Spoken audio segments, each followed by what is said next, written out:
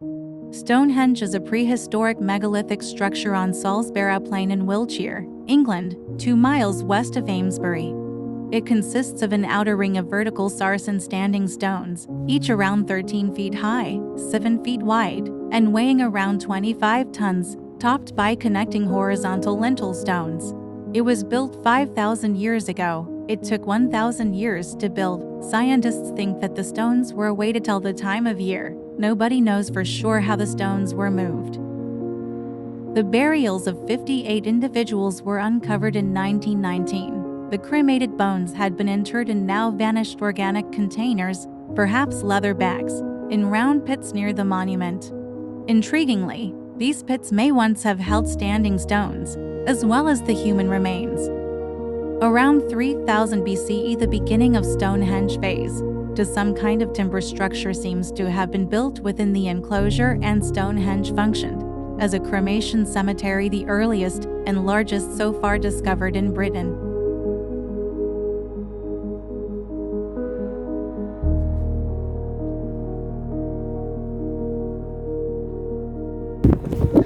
There you go, guys. Stonehenge. I can do say on it.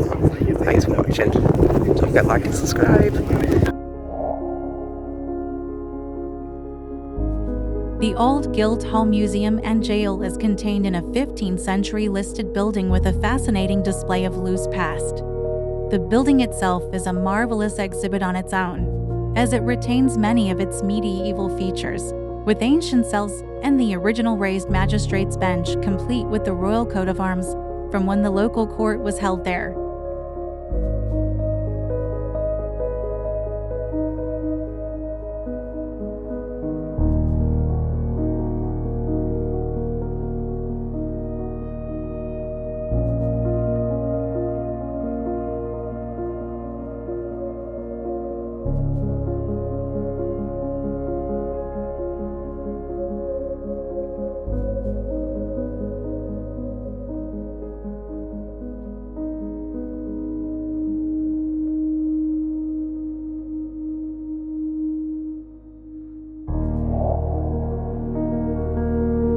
Hi guys, I'm in one of the very old pub in Lou.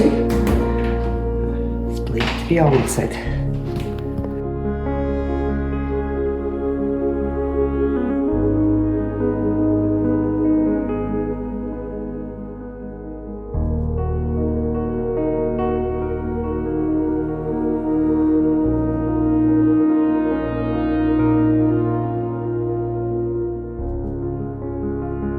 The Jolly Sailor is the oldest pub in Lou, Cornwall. It has been a place of rest and recreation for seafarers and travelers throughout the last 500 years.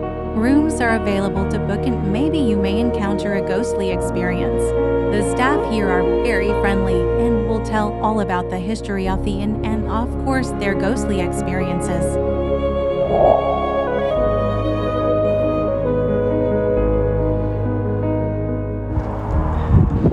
Guys, just come up here and see this place. The Jamaica Inn was built in 1750. It was built as a coaching inn and has a historical association with smuggling. The Jamaica Inn is also well known as the setting for Daphne du Maurier's novel published in 1936.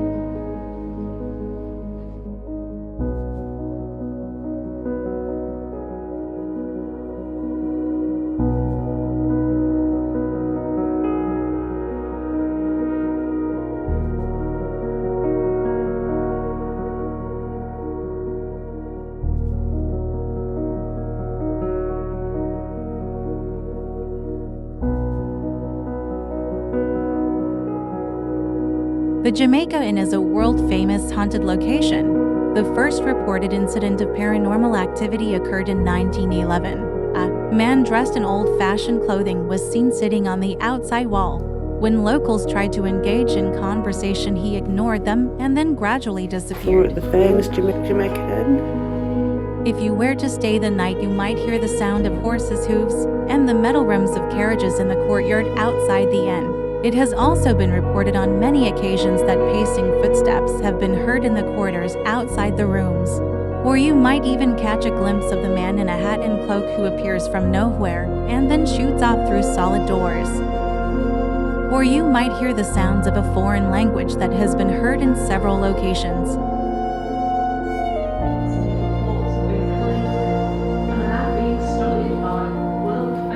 Paranormal investigators. So Jamaica Inn continues to be a haven for the public.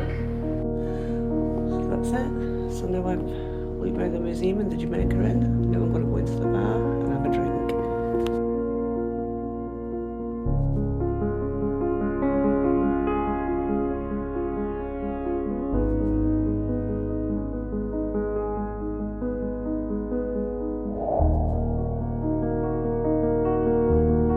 The Lanhydrock estate has a fascinating history that encompasses wars, political scandals, and a fire that devastated large parts of the house.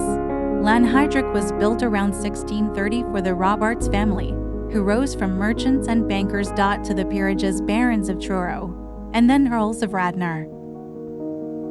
Over the years, staff, visitors, and residents of Lanhydrock have claimed to have heard and seen various phenomena.